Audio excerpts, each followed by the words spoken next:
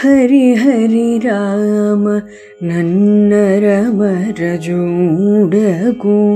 నిరతము నీ నామ స్మరణయే వరణు.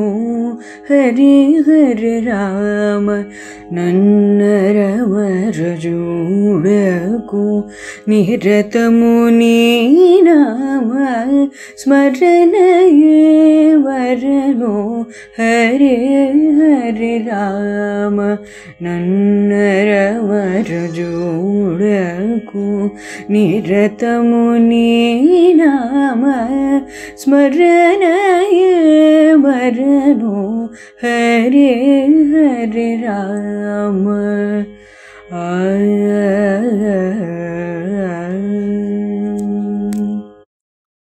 శ్రీశ్రవణ ఛానల్కి శ్రోతలందరికీ కూడాను మరొకసారి స్వాగతం. ఈరోజు మనం విన్న ఈ కీర్తన కానడ రాగంలో కృతి చేయబడ్డటువంటి కీర్తన అనమాట. పావని ఎంతో చక్కగా పాడి మనకి వినిపించారు. ఆ అమ్మాయికి అనేక అభినందనలు తెలియజేస్తూ యోగ వాసిష్టంలో నిన్న శ్రీరాముల వారిని సభలో నీకేమైనా ప్రశ్నలు ఉన్నాయా ఇంకా అంటూ అడిగిన వశిష్ఠుల వారు శ్రీరాముడు వాటికి సమాధానం చెప్పిన తర్వాత తాను ఒక ప్రశ్న వేయగా వశిష్ఠుల వారు అన్నారు, దీనికి నీకు ఒక మంచి కథ చెప్తాను అంటూ ఈ ప్రజ్ఞప్తి మహారాజు యొక్క కథ చెప్పబోతున్నారు. అది మనం విందాం. మునీంద్ర, నన్ను కొన్ని ప్రశ్నలు వేధిస్తున్నాయి. దయచేసి మీరు ఆ ప్రశ్నలను విని నాకు సమాధానం చెప్పండి. ప్రళయానికి ముందు మనోవాక్కులకు అందని పరమాత్మ ఒక్కడే ఉన్నాడని అంటున్నారు కదా, మరేమీ లేదంటున్నారు కదా. అలాంటప్పుడు ఈ సృష్టి ప్రారంభం కావడానికి మూల కారణం ఏమిటి? ఈ సృష్టిలోని పదార్థాలకు ఉపాదనా కారణం ఏమిటి? సహకారి కారణాలేమిటి? ఉపాదనా కారణాలు ఒకటా లేక ఎక్కువ? రెండో ప్రశ్న, ఈ బ్రహ్మాండాలు అనేకం ఉన్నాయని, అవి రకరకాలుగా ఉన్నాయని, అందులో కొన్ని ఆకాశంలో ఉన్నాయని, కొన్ని రాతి కడుపులో ఉన్నాయని, మరికొన్ని జల రూపంలో ఉన్నాయని, కొన్ని వాయు రూపంలో ఉన్నాయని, కొన్ని తేజో రూపాలుగా ఉన్నాయని చెప్తున్నారు. ఇన్ని భేదాలకు కారణాలేంటి? తర్వాత ప్రశ్న, వీటిని వీటిలోని జీవులని, వాళ్ళలో ఇంద్రియాలని, ఇలాంటి వాటిని సృష్టించిన కర్త ఎవరు? వీటిని అనుభవించే ద్రష్ట ఎవరు? ఇక నాలుగో ప్రశ్న, అలా కాదయ్యా, వేదం కర్మకాండను బ్రహ్మకాండను చెప్పింది. వాటి రెంటికి సమన్వయంగా మనం సిద్ధాంతం చెప్పాలి. అందుచేత జీవుల కర్మానుసారంగా ఈ సృష్టి ప్రళయం చక్రం ఇలా తిరుగుతూనే ఉంటుంది, దానికి ఆపు లేదు అని సమర్థిస్తారా? అలా అయితే ఎలా ఆలోచిస్తే అలాంటి అనుభవాలు కలుగుతాయి అని లోకంలో ఒక ప్రసిద్ధి ఉంది కదా. దాన్ని బట్టి సృష్టి ప్రళయ చక్రానికి ఆలోచనే కారణం అని చెప్పాల్సి వస్తుంది. మరి దాన్ని ఒప్పుకుంటారా అంటూ నాలుగో ప్రశ్న వేసి ఐదో ప్రశ్నలో ఏమడిగాడు? ఒప్పుకుంటే ఈ ఆలోచన అంటే జ్ఞానం నిత్యమా అనిత్యమా అనేది తేలాలి. అనిత్యం అందామంటే దాని వెనుక గల కారణం ఏమిటి అనే ప్రశ్న వస్తుంది. సమాధానం దొరకట్లేదు. నిత్యం అందామంటే నిత్యమైన దానికి మార్పు కలగడం కష్టం. మరి దాన్ని ఎలా సమన్వయిస్తారు అంటూ ఇంకో ప్రశ్న వేశాడు. ఆ తర్వాత ఆరో ప్రశ్న, ఇక్కడే మరణించాడు, వాడిని తగలబెట్టేశాం. వాడు పుణ్యపాపాలు అనుభవించడానికి స్వర్గానికో నరకానికో వెళ్ళాడు. అక్కడ మళ్ళీ ఏదో ఒక దేహం ధరిస్తే గాని సుఖదుఖ అనుభవం కుదరదు. అక్కడ ఆ దేహానికి తల్లిదండ్రులు ఎవరు? ఎవరో ఉన్నట్టు ఏ శాస్త్రమూ చెప్పడం లేదు. ఎవరూ లేకుండా ఆ దేహం ఎలా వస్తుంది మరి? ఇక ఏడో ప్రశ్న, వాడి పుణ్యపాపాలే వాడి తల్లిదండ్రులయ్యారు. వాడి వల్లే వాడికి స్వర్గ నరకాది లోకాల్లో దేహం ఏర్పడుతోంది అంటారా? అలా చెప్తే అమూర్తాలు కేవలం భావాత్మకాలు అయిన పుణ్యపాపాల్లోంచి ద్రవ్యమయాలైన దేహాలు పుట్టాయని చెప్పడం కష్టం అవుతుంది కదా, అసంభవం కదా. మరి మూర్త ద్రవ్యాల ఉత్పత్తికి కారణం ఏమిటి అని చెప్తున్నారు అంటూ ఏడో ప్రశ్న వేసి ఎనిమిదో ప్రశ్నలో దీన్ని తప్పించుకోవడానికి అసలు పరలోకమే లేదు పొమ్మని నాస్తికవాదంలోకి వెళ్ళిపోతారా? దాంట్లోనూ చిక్కులున్నాయి. పరలోకం అంటే ఏముంది? ఇవాళ్ల ఈ కనిపించిన లోకం నిజమని అంగీకరిస్తే దాని వెనకాల ఏదో నిజమైన కారణం ఉండాలి, అదే పరలోకం. దాని దృష్టిలో ఇది పరలోకం. అందుచేత పరలోకం లేదన్నం కుదరదు. అదీ కాక అది వేద విరుద్ధం కూడాను అని ఎనిమిదో ప్రశ్న వేసి తొమ్మిదో ప్రశ్నలో నేను ఇందాక అమూర్తాల్లోంచి మూర్త ద్రవ్యాలు పుట్టవన్నాను, కానీ అక్కడ సందేహం ఉంది నాకు. రాజు ఎక్కడో రాజధానిలో ఉన్నాడు. ఎక్కడో మారుమూల గ్రామంలో ఉన్న ప్రజలు ఆ రాజుగారి ఆజ్ఞకి కట్టుబడి శిక్షలు అనుభవిస్తున్నారు. రాజాజ్ఞ అమూర్తం, శిక్ష మాత్రం శారీరకంగా ప్రత్యక్షంగా కనిపిస్తోంది. అంటే అమూర్తం నుంచి మూర్తం పుడుతోందా? ఇది ఎలా కుదురుతుంది? అలాగే శాస్త్రంలో ఉండే విధి నిషేధాలను కొందరు లెక్క చేస్తున్నారు. మరికొందరు లెక్క చేయడం లేదు. అవి పనిచేసే తీరు ఏమిటి అంటూ ప్రశ్నించారనమాట. అది 9వ ప్రశ్న కింద వేసి 10వ ప్రశ్నలో ఎవడో ఒక యోగి వచ్చి ఒక రాతి స్తంభాన్ని ఉన్నట్టుండి బంగారు స్తంభంగా మార్చివేశాడు. అది ఎలా సాధ్యమవుతుంది? ఆ తర్వాత 11వ ప్రశ్నలో ఇక వేదవాక్యాల్లోకి పోతే అసద్వా ఇదమగ్రం అసీత్ తతో వై సదజాయత అంటూ ఇదంతా మొదట్లో అసత్తుగా ఉండి దానిలోంచి సత్తు పుట్టింది అన్న వాక్యము, అసదేవేదమగ్రం ఆసీత్ సృష్టికి పూర్వం ఇదంతా అసత్తుగా ఉండేది అని మరో వాక్యము, సదేవేదమగ్రాసీత్ ఏకమేవ అద్వితీయం ఇది సృష్టికి పూర్వం సత్తుగా ఉండేది అది ఒకటే అద్వితీయం అని మరో వాక్యము, నాసదాసీత్ నో సదాసీత్ తదానీం అంటే అప్పుడు సత్తు లేదు అసత్తు లేదు అని మరో వాక్యము సృష్టికి పూర్వం అన్నమాట. ఇలా శృతి వాక్యాలు అనేక చోట్ల పరస్పర విరుద్ధాలుగా ఉన్నాయి. వీటికి సమన్వయం ఎలాగా? 12వ ప్రశ్న సృష్టి ఆదిలో శుద్ధ చైతన్యం మున్ముందుగా హిరణ్యగర్భుడిగా మారిందని ఆయన నుంచి సృష్టి అంతా వచ్చిందని మీ బోటి వాళ్ళు చెప్తూ ఉంటారు. అంటే హిరణ్యగర్భుడు ఆకాశంలోంచి పుట్టినట్లుగే కదా, అది వట్టి ఆకాశం కాదయ్యా, చిదాకాశం, దానికి అలాంటి మహిమ ఉంది అంటారా? ఆ మహిమ ఉంటే మరో హిరణ్యగర్భుడు ఎందుకు పుట్టకూడదు? ఇది 12వ ప్రశ్న. ఇక 13వ ప్రశ్న ఇక ఈ సృష్టిని పరిశీలించి చూస్తే నిప్పు ఎప్పుడు వెచ్చగానే ఉంటుంది, నీరు చల్లగానే ఉంటుంది. ఇలా ప్రతి పదార్థంలోనూ ఒక నియతి కనిపిస్తోంది. మరి ఈ నియతి ఎలా వచ్చింది? 14వ ప్రశ్న ఇలాంటి ప్రశ్నలన్నీ అడుగుతుంటే కొందరు పెద్దలు తపస్సు చెయ్యి ప్రశ్నలు తీరిపోతాయి అంటున్నారు. తపస్సు చేస్తే ఏదైనా సిద్ధిస్తుంది అంటున్నారు. ఇక్కడ కూడా కొన్ని సందేహాలున్నాయి. ఒకడికి ఒక మిత్రుడు ఒక శత్రువు ఉన్నారు. మిత్రుడేమో వీడు 1000 ఏళ్ళు బ్రతకాలని తపస్సు చేస్తున్నారు, శత్రువేమో వీడు ఇప్పుడే చావాలని తపస్సు చేస్తున్నాడు. ఇద్దరూ గట్టివాళ్లే. ఇప్పుడు ఏ తపస్సు ఫలిస్తుంది? ఇక 15వ ప్రశ్న 10 మంది కవికుమారులు చంద్రుడి సౌందర్యానికి పొంగిపోయి మేము ఆకాశంలో చంద్రుడు అయిపోవాలి అని ఒకేసారి తపస్సు మొదలుపెట్టారు. వారి తపస్సు ఫలిస్తే ఆకాశంలో అనేక మంది చంద్రులు ఒకేసారి కనిపిస్తారా? 16వ ప్రశ్న ఇంతకంటే చిక్కు ప్రశ్న మరొకటి ఉంది. నాకు తెలిసిన ఒక ఆవిడ చాలా సుందరాంగి, కానీ మంచి వైరాగ్యవతి. చిన్నతనంలోనే ఇల్లు వదిలి నేను యావజ్జీవ బ్రహ్మచారిణిగా ఉండాలని తపస్సు మొదలుపెట్టింది. కానీ ఆ ఊళ్ళోనే 5 యువకులు ఆమె సౌందర్యానికి మనసు పారేసుకుని ఎవడికి వాడే ఆమె కోసం తపస్సు మొదలుపెట్టారు. ప్రతివాడు ఈవిడ నా భార్య అయి ప్రతివ్రతగా నా ఇంట్లో ఉండాలి అంటూ కోరుకున్నారు. వీళ్ల తపస్సులు ఫలించేదెలాగా? మరో ప్రబుద్ధుడు తపస్సు చేసేసి ఇష్టదేవుడు ప్రత్యక్షం కాగానే నేను కదలకుండా హాయిగా ఇంట్లోనే కూర్చోవాలి, కానీ ప్రళయం దాకా సప్తద్వీపాలకు నేను చక్రవర్తిగా కావాలి అని కోరుకున్నాడు. ఆ దేవత ఆ వరం ఎలా ఇస్తుంది? 18వ ప్రశ్న ఇది కూడా చిక్కు ప్రశ్నే. ప్రజలు దాన ధర్మాలు చేస్తూ తద్దినాలు పెడుతున్నారు. వీటన్నిటికీ పరలోకంలో ఫలితం ఉంటుంది అని చెప్తున్నారు. ఇది ఎలా కుదురుతుందయ్యా అంటే ఈ దాన ధర్మాల వల్ల ఇక్కడ ఒక అదృష్టం పుడుతుంది, ఆ అదృష్టమే పరలోకంలో ఫలితాన్ని ఇస్తుంది అంటున్నారు. అదృష్టం అనేది అమూర్తం. అమూర్తమైన పదార్థం మూర్తమైన దేహాలతో కలిసి వేరే ప్రదేశంలో వేరే కాలంలో వేరే వేరే ఫలితాలను ఇస్తుందంటాం సమంజసంగా లేదు. దీన్ని సమన్వయించడం ఎలాగా అంటూ ప్రశ్నల పరంపరని గుప్పించేశారనమాట. అప్పుడు వశిష్ఠుల వారు ప్రజ్ఞప్తి మహారాజా, నీ ప్రశ్నలన్నీ చాలా బాగున్నాయి, నేను ఈ ప్రశ్నల వరుసలోకి వెళ్ళను, కానీ అన్నిటినీ సమన్వయం చేసి చూపిస్తాను, నువ్వు జాగ్రత్తగా విను అన్నారు. కొన్ని చోట్ల ఉంది అనే జ్ఞానం కలుగుతుంది, మరికొన్ని చోట్ల లేదు అనే జ్ఞానం కలుగుతుంది. కొంచెం జాగ్రత్తగా చూడు. 2 చోట్ల కూడా నీకు కలిగేది జ్ఞానమే. జ్ఞానానికి ఒక స్వభావం ఉంది. ఏమిటంటే అది తను ఏది అనుకుంటే దాన్ని అలా చేసి చూపిస్తుంది. అది గట్టిగా ఉంది అనుకుంటే ఆ వస్తువు ఉన్నదవుతుంది, అది గట్టిగా లేదు అనుకుంటే ఆ వస్తువు లేనిదవుతుంది. దీనికి మంచి ఉదాహరణ స్వప్న నగరమే. నీలో ఉన్న జ్ఞానానికి స్వప్న సమయంలో ఆ నగరం ఉంది అని అనిపిస్తుంది. అది ఆ సమయంలో నిజంగానే ఉన్నదైపోతుంది. కొంతసేపటికి నీలో ఉన్న జ్ఞానానికి అది లేదు అనిపించింది, వెంటనే అది మాయమైపోయింది. దాన్ని నువ్వు మెలకువ అన్నావు. కనుక తేలిందేమిటంటే ఉంది లేదు రెండూ కూడాను నీలో గల జ్ఞానానికి రూపాలు మాత్రమే.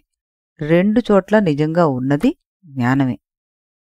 కనుక ఎక్కడైనా సరే ఎప్పుడైనా సరే నీలో గల జ్ఞానం తనకు దేహం ఉందనుకుంటే ఉంటుంది, లేదనుకుంటే పోతుంది. ఉంది అనుకున్నప్పుడు ఆ జ్ఞానం తానే ఆ దేహాన్ని అనుకుంటుంది. అందుచేత దేహధర్మాలను జ్ఞానంలో, జ్ఞానధర్మాలను దేహంలో తనకు తానే ఆరోపణ చేసుకుంటుంది. దేహాలు పుట్టే తీరు, నడిచే తీరు ఇదే అన్నమాట. స్వర్గ నరకాల్లో తల్లిదండ్రులు లేకుండా దేహాలు ఎలా పుడతాయి అంటూ నువ్వు అడిగావు కదా, అలా నీ జ్ఞానం చేసే ఆరోపణ ప్రక్రియ వల్ల అవి పుడతాయి. ఇది అర్థం చేసుకోవాలి. ఇక్కడ నువ్వు మరొక ముఖ్య విషయాన్ని గమనించాలి. నేను జ్ఞానం అనగానే నువ్వు దాన్ని పరబ్రహ్మ రూపమైన జ్ఞానం అనుకోకూడదు. శుద్ధ జ్ఞానం వేరు, దేహేంద్రియాదులనే తెలుసుకునే జ్ఞానం వేరు. తెలుసుకునే జ్ఞానం తెలుసుకునేవాడి యొక్క ధర్మం, అంటే వాళ్ళలో ఉండే గుణం అన్నమాట. అది భ్రాంతి రూపంగా ఉంటుంది. ఉదాహరణకు, నువ్వు నీ స్వప్నలోకాన్ని చూస్తున్నావు. ఆ స్వప్నంలో నువ్వు నేను నాకంటే భిన్నమైన నగరాన్ని చూస్తున్నాను అని అనుకుంటూ ఉంటావు. కానీ నిజానికి నువ్వు చూసేది నిన్నే, అంటే నేను నువ్వే తెలుసుకుంటున్నావు. నీలో నీ ధర్మంగా ఉండేది ఈ రకమైన జ్ఞానం. నీ జాగ్రత్తల్లో కూడా నీలో ఉండే ఒకానొక జ్ఞానమే అన్నమాట నీ శరీర రూపాన్ని పొందింది. దానికి మించి నీకు వేరే శరీరం అంటూ ఏమీ లేదు.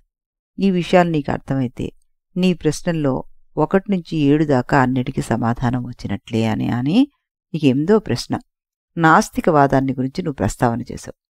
వాళ్ళు శరీరమే జ్ఞానానికి కారణం అంటున్నారు. అంటే జడంలోంచి చైతన్యం వచ్చిందని వారంటున్నారు. అది పూర్తిగా పిచ్చిమాటే. అయితే వాళ్ళు మీరన్నట్లుగా జ్ఞానంలోంచి శరీరం పుట్టేటట్లయితే మరణించిన తర్వాత ఆ శరీర విషయాలు ఎందుకు తెలుసుకోలేకపోతున్నారు అని అడుగుతారు.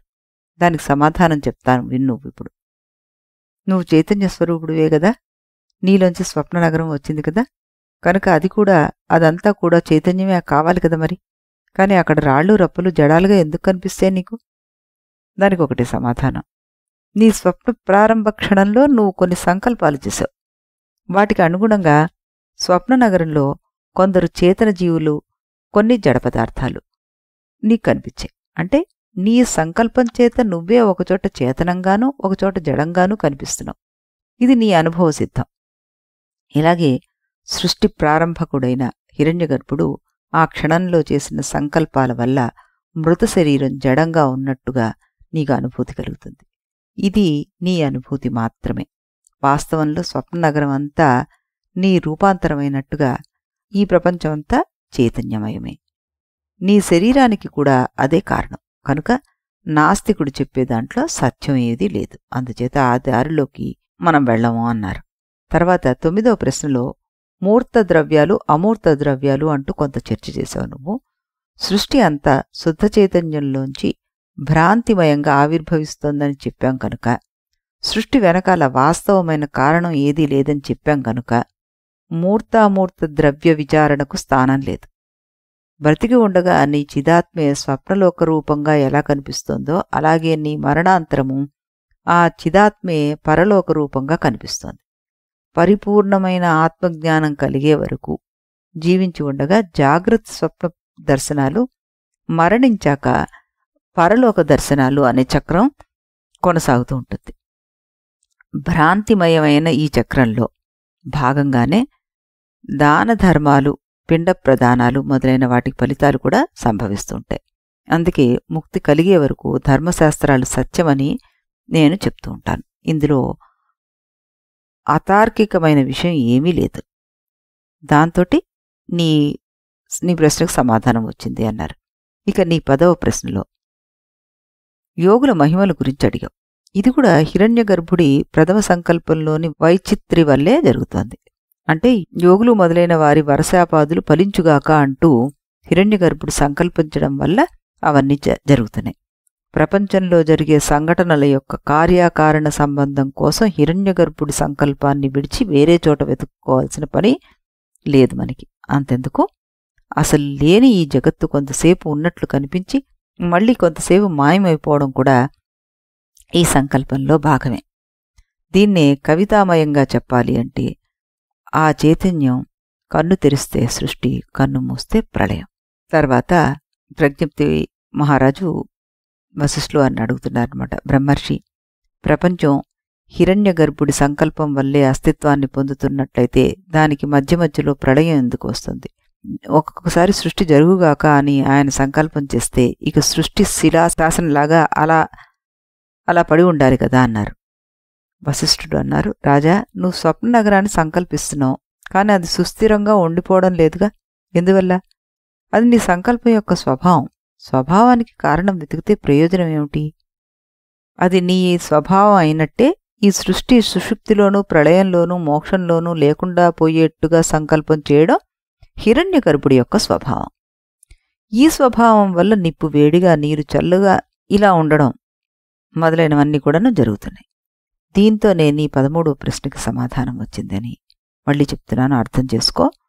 నిత్య సత్య పదార్థమైన ఆ శుద్ధ చైతన్యమే ఈ ప్రపంచంగా కనిపిస్తోంది అంటే సత్యంగా ఉన్నది అదే, అసత్యంగా ఉన్నది అదే. అందుకే శృతి అంది, సత్యం చానృతం చ సత్యమభవత్ అన్నారు. సత్యమైన పరబ్రహ్మే సత్యంగానూ అసత్యంగానూ అయింది అని చెప్తోంది ఈ వాక్యం. అది శుద్ధ చైతన్యం యొక్క స్వభావం. దీన్ని బట్టి సృష్టి రీతులు నువ్వు సమన్వయం చేసుకో అన్నారు. ఇక్కడే 11వ ప్రశ్నలో చూసిన శృతివాక్యాల సమన్వయం కూడా నీకు సిద్ధిస్తోంది. ఇక నీ 14, 15, 16, 17 ప్రశ్నల్లో పరస్పర విరుద్ధమైన తపస్సుల గురించి అడిగావు నువ్వు. వాటి వివరాల్లోకి వెళ్లే ముందు ధర్మాధర్మాల గురించి మౌలిక విషయాన్ని చెప్తాను విను. ధర్మేణ పాపమనుదతి. మానవుడు ధర్మాచరణతోటి పాపాన్ని పోగొట్టుకోవాలి. ఇది శృతి చెప్తుంది. కనుక వరశాపాలు, పాపపుణ్యాలు మొదలైనవన్నీ పరస్పర విరోధాలైన శక్తులుగా పనిచేస్తూ ఉంటాయి. శత్రుమిత్రులు చేసే విరుద్ధ తపస్సులు మొదలైనవి కూడా అలాగే పనిచేస్తూ ఉంటాయి. ఇవి రెండూ సమాన బలం కలివి అయితే ఒకదానికొకటి రద్దయిపోతాయి. అలా కాకపోతే తక్కువైన శక్తి ఎక్కువైన దానిలో కొంత భాగాన్ని హరించివేయగా మిగిలిన ఫలితాంశ శక్తి ఫలితంలోకి వస్తుంది. అయితే ఒక్కోసారి పాపపుణ్యాలు గాని వరశాపాలు గాని ఒకదానితో మరొకటి రద్దు చేయడానికి కుదరనివిగా ఉంటాయి. అలాంటప్పుడు మాత్రం ఫలాన్ని అనుభవించవలసిన జీవి ఏకకాలంలో 2 శరీరాలను పొందుతాడు. ఒక్కొక్కప్పుడు ఆ 2 శరీరాలు బహిరంగంగా ఉంటాయి. ఒక్కొక్కప్పుడు వాటిల్లో ఒకటి బంధుమిత్రులకు కనిపించే బహిరంగ శరీరంగానూ మరొకటి ఆ జీవికి మాత్రమే కనిపించే అదృశ్య శరీరంగానూ ఉంటాయన్నమాట. నువ్వు చెప్పిన ఉదాహరణల్లో శత్రువు వీడి మరణం కోసం, మిత్రుడు వాడి దీర్ఘ జీవితం కోసం తపస్సు చేస్తున్న ఘట్టంలో ఆ జీవుడు తన మామూలు శరీరంతోటి మిత్రుడి తపఫలాన్ని అనుభవిస్తూ అదే సమయంలో మరో భ్రాంతి కల్పితమైన దేహంతోటి మరో భ్రాంతి కల్పితమైన ప్రదేశంలో మరణబాధను కూడా అనుభవిస్తూ ఉంటాడు. అనగానే ప్రజ్ఞప్తి మహారాజు, అమూర్తమైన ధర్మాధర్మాల వల్ల మామూలు శరీరం పుట్టడమే కష్టమని నేను అంటున్నాను, మీరు 2 శరీరాలు పుడతాయంటున్నారేంటండి అన్నారు. అప్పుడు వశిష్ఠుల వారు అన్నారు, 2 కాదు, అవసరాన్ని బట్టి 1000 అయినా పుడతాయి. నీ స్వప్నరాజ్యంలో నువ్వు ఒక్కడివే శత్రుసేనగాను మిత్రసేనగాను కూడా తయారవుతున్నావా లేదా? భ్రాంతిమయమై సంకల్ప మాత్రం చేత పుట్టే ప్రపంచానికి సంఖ్యల నియమం ఏమిటి అన్నారు. అప్పుడు ప్రజ్ఞప్తి మహారాజు అన్నారు, ఒక పక్క ప్రపంచం మిథ్య అంటున్నారు, మరో పక్క పరలోకాలు వరశాపాలు సత్యం అంటున్నారు. ఇదేం న్యాయం అండి అన్నారు. వశిష్ఠుల వారు అప్పుడు దానికి సమాధానం ఏం చెప్తున్నారు అంటే, ప్రపంచం మిథ్య అని నువ్వే ఒప్పుకుంటున్నట్లయితే ఇన్ని మాటలు లేవయ్యా. ఈ లోకం పరలోకం అన్నీ మిథ్యలే, కర్మలు కర్మఫలాలు అన్నీ మిథ్యలే, అదే సత్యస్థితి. కాని నీ ప్రశ్నలు దానిమీద ఆధారపడి లేవే. ఈ లోకం సత్యం అనే స్థాయిలో ఉండి నువ్వు ఈ ప్రశ్నలు వేస్తున్నావు. అందుచేత లోకంతో పాటు పరలోకము వరశాపాలు ఇలాంటివన్నీ కూడా సత్యమేనని నేను సమాధానం చెప్తున్నాను. మరైతే దీనిలో ఇన్ని అసంగతమైన సంఘటనలు కనిపిస్తున్నాయి ఏమిటండి అని నువ్వు అడిగావు. దానికి సమాధానంగా ఈ ప్రపంచమంతా స్వప్నతుల్యమయ్యా, ఇది భ్రాంతి కల్పితము, కనుక దీంట్లో ఇలాంటివి ఎన్నైనా జరగచ్చు అంటూ నేను చెప్పాను. నేను చెప్పిన దాంట్లో సిద్ధాంత సాంకర్యం లేదు. నువ్వు కూడా దాన్ని జాగ్రత్తగా సమన్వయం చేసుకుంటే నీకు గందరగోళం ఉండదు అన్నారు సర్గ 209లో. ఇక నీ 15వ ప్రశ్నలో 10 మంది వ్యక్తులు చంద్రత్వాన్ని కోరుతూ తపస్సు చేస్తే ఆకాశంలో ఒకేసారి 10 మంది చంద్రులు వస్తారా అని అడిగావు. అక్కడ మాత్రం ఒక్కిటుకుంది. 2 వ్యక్తులు కలిసి ఆకాశంలో చంద్రుని చూస్తున్నారనుకో, వాళ్ళిద్దరూ మేము ఒకే చంద్రుణ్ణి చూస్తున్నామని అనుకుంటున్నారు. లోక వ్యవహారమంతా ఇలాంటి విశ్వాసం మీద ఆధారపడి నడుస్తోంది. అది విశ్వాసమే గాని సత్యం కాదు. ఎందుకంటే ప్రతివాడు వాడు స్వంతంగా కల్పించుకున్న వాడి ప్రపంచంలో వాడు జీవిస్తున్నాడు తప్పితే ఇతరులు కల్పించిన ప్రపంచంలో జీవించడం లేదు. ఎవడి ప్రపంచం వాడిది. ఈ రెండు ఒకదాంట్లో ఒకటి తోలుతిత్తిలోకి తోలుతిత్తి దూరినట్లుగా కొంతవరకు కలిసిపోతున్నట్టు కనిపిస్తున్నా అవి రెండూ ఒకటి మాత్రం కాదు. దేనికదే, ఎవడి ఆకాశం వాడితే, ఎవడి చంద్రబింబం వాడితే. కనుకే 10 మంది కవికుమారులు నేను చంద్రుణ్ణి కావాలి అని కోరుకున్నప్పుడు ఎవడి చిత్తకల్పిత ఆకాశంలో వాడు చంద్రుడిగా వెలిగిపోతాడు. వీడి ఆకాశంలో వాడుండడు, వాడి ఆకాశంలో వీడుండడు. 10 మంది చంద్రత్వాన్ని మాత్రమే పొందుతారన్నమాట. ఎవడి ప్రపంచం వాడిది కనుక సంకల్ప బలాన్ని బట్టి ఎవడికి వాడు తన లోకానికి హిరణ్యగర్భుడు కూడా కాగలడు. ఐందవులు అలాగే అయ్యారు. నీ రెండవ ప్రశ్నలో హిరణ్యగర్భుడు ఒక్కడే ఎందుకుండాలి అని అడిగావు. ఒకడున్నా 100 మంది ఉన్నా విశేషమేమీ లేదు. ఎవడి ప్రపంచమైనా సంకల్ప మాత్ర జనితమే, స్వప్నతుల్యమే. ఈ మాట గ్రహిస్తే నీ 12వ ప్రశ్నకు పెద్ద సారం లేదు. ఇక 16వ ప్రశ్నలో బ్రహ్మచారిణి స్త్రీ విషయంలో నువ్వు అడిగిన విషయం కూడా దీనికి ప్రకారమే నువ్వు సమన్వయం చేసుకో అని. 17వ ప్రశ్నలో సోమరిపోతు మహారాజు గారి వ్యవహారం కూడా ఇలాగే సమన్వయించుకోవాలి. ఆయన తన గదిలోనే సప్తదీపాలను కల్పించుకుంటున్నారు కనుక ఆయన అనుకున్న కల్పన కుదురుతోంది. రాజా, ఈ విధంగా నీవు అడిగిన ప్రశ్నలన్నిటికీ నేను సమాధానం చెప్పాను. అన్ని సమాధానాలకు మూలాధారం ఒకటే. ఈ ప్రపంచమంతా శుద్ధ చైతన్యం ఒక్క కల్పనే. అదే సత్యం. దాన్ని గమనించి మిగిలిన సమన్వయాల్ని నువ్వు చేసుకో అన్నారు. అప్పుడు ఈయన ఒక ప్రశ్న అడిగారు. ప్రజ్ఞప్తి మహారాజు గారు, ఆ ప్రశ్న ఏంటి, దానికి సమాధానం ఏమిటి అన్నది మనం రేపు ఇదే సమయానికి ఇదే ఛానల్లో శ్రీరాముల వారి కీర్తనను విన్న తర్వాత తెలుసుకుందాం. అంతవరకు సెలవు.